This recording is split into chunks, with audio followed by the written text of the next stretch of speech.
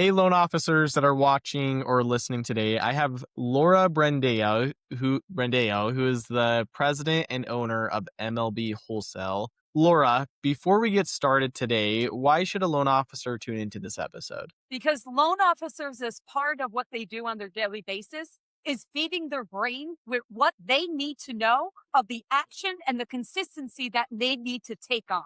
So you want to listen in right now because this is the message that you have been waiting for of how to have a long-standing and successful career in the mortgage industry. I love it, Laura. And I was going over your LinkedIn and your Instagram, and you've done a lot of amazing things inside of the industry.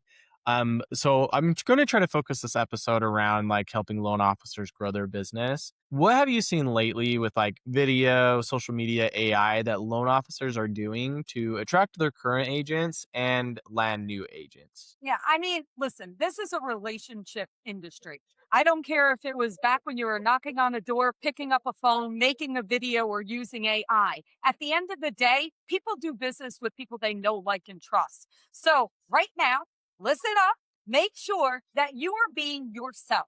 So many times people are looking at, oh, I like the way that person does that, or oh, I read this in a book, or I'm going to copy. Don't do any of those things. You know what you need to do? You need to just be you because the realtors and the referral partners and the communities and the families that you're serving, they're going to gravitate to you. But if you're switching every week who you are and how you're approaching things and what you're saying, nobody knows who you are.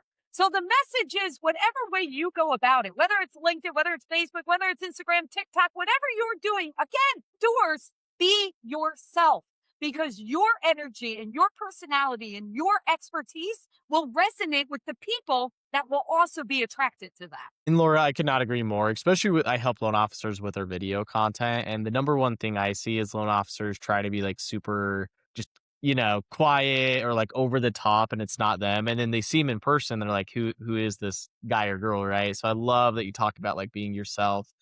When loan officers are trying to get in front of like their past clients that they've worked with, right? What are some strategies that you've seen to reactivate their database? All right, here's the secret to all of it. Number one, you need to have a system. And that system shouldn't be, let me take a look at where the rates are this week. And oh, look, the rates now went down. So I'm going to reach out to people. Guess what? You are way too late. Everybody else has already been reaching out to them. So the very first thing you need to do while you're doing a loan in process right now. So you're doing a current refi, you're doing a current purchase. You need to say, hey, Devin, listen, I want to let you know what's going to happen. After we close, I'm going to reach out to you 30 days after because I want to make sure your escrows are set up right. I want to make sure you know exactly where to make that first payment. Then after the first payment, I'm going to reach out again. Again, just making sure you've gotten your homeowners all situated. Everything is good.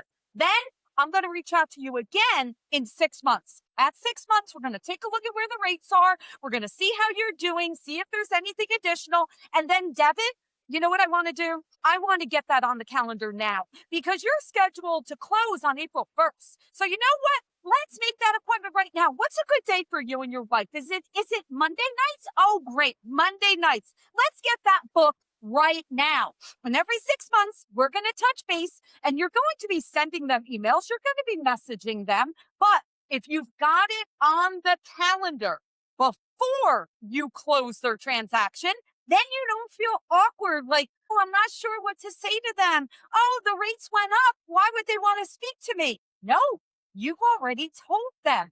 This is what's going to happen when you work with me. This is the process flow. And you do it during the time that they're happy and they're almost ready to close. So don't wait because if you're waiting for rates to adjust, again, you're too late. Somebody else has already got them. Okay, I love that so much about framing it because I see a lot of loan officers, they use their CRM to like get in contact with them 6 months down the road, a year down the road, but I haven't heard before like asking for that before it closes. So that's a great idea. So I love that. Okay, another thing that I see loan officers do, and I don't know your opinion on this, is they get on social media, they try to go after virality, so they stop posting. So then their clients don't know who they are, their agents don't know who they are. What would you say to the loan officers that are focusing on virality rather than just being consistent and providing value? to their So clients? one of the very first things when you ask me why should a loan officer listen, I use the word consistency. You have to be on social media. My personal opinion, I'll give you what I do. I am on there Monday through Friday. That's me, right? But remember, I'm B2B, not B2C. If I was B2C and I was working directly with consumers, I would be especially be there on the weekend, right? But for me, my clients are businesses. So it's Monday through Friday. You have to be on there all the time. Why? Number one, out of sight, out of mind. Number two, your personality is going to come through in that social media. So the more that you're allowing someone to connect to you, this is a relationship.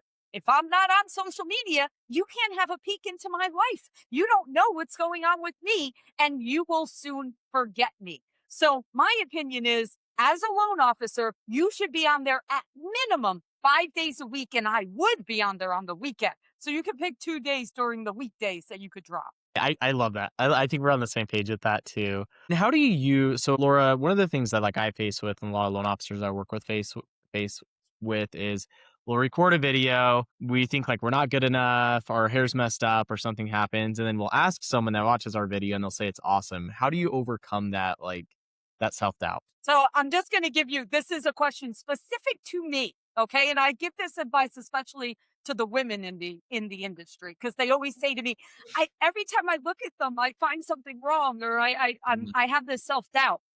I will tell you, Devin, I record one shot every single video that I do, and I never even look at it. I Mhm. literally upload it to the people that do my editing, and I'm like, let them do some magic because if I look at it, I know that I'm going to judge how I sounded, what I said, how I looked. So I made the decision.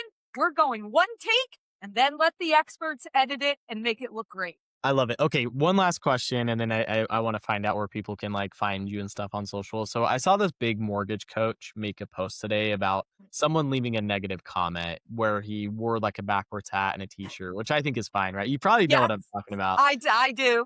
So the guy left a comment, and then I loved it because someone inside of the comments took a screenshot of his Redder account. He's only closing like I think 20 loans or something in the entire year. I personally have never found a successful person like push someone down or not wanting them to succeed. It's always the people that aren't doing well. Can you talk about because it's just kind of fresh today, so I'd love to hear your thoughts on like just that whole thing. Yeah, and listen, we live in a society that there's an awful lot of judgment, right? Mhm. And I know that for anyone that's on social media, I've had people say to me, I can't do it because I'm afraid of the haters. I'm afraid of the people that are going to make those negative comments. Yeah, You just need to know that when you're extremely successful, you really don't have time to be spending judging other people and writing negative comments. You're way too busy right. focusing on your businesses and growing your business and investing in yourself and your communities. So the way that I look at that is number one, I wouldn't be the redder person. That's not my style. But I certainly in that moment would realize that anyone that is trying to tear anyone down, regardless of whether it's pointing out something negative or making a negative comment, I don't believe that social media is the place to have those conversations. I believe that if there is something that needs to be discussed, it should be outside and not in front of everyone, right? But if it does happen, and listen, I run a wholesale company. There are certainly times where there may be a negative situation, and I will tell you that you have to address it. You can't ignore it.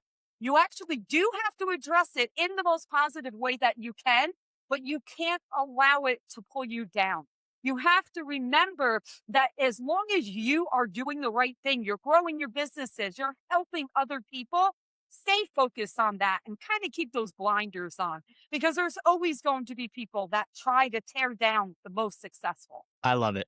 Okay, and Laura, just one last question. Where's the best place that people find you or to connect with you? Awesome. Well, very much on social media. So of course, LinkedIn, Facebook. I am at MLB Wholesale. So by all means, feel free to find me there. And Devin, thank you so much for helping the loan officer community. They're very near and dear to my heart. It is not an easy job by any means. Thank you to all the loan officers out there for what you do every single day to continue to bring families home and to serve our communities. And thank you, Laura, for hopping on and sharing your insights. Appreciate you.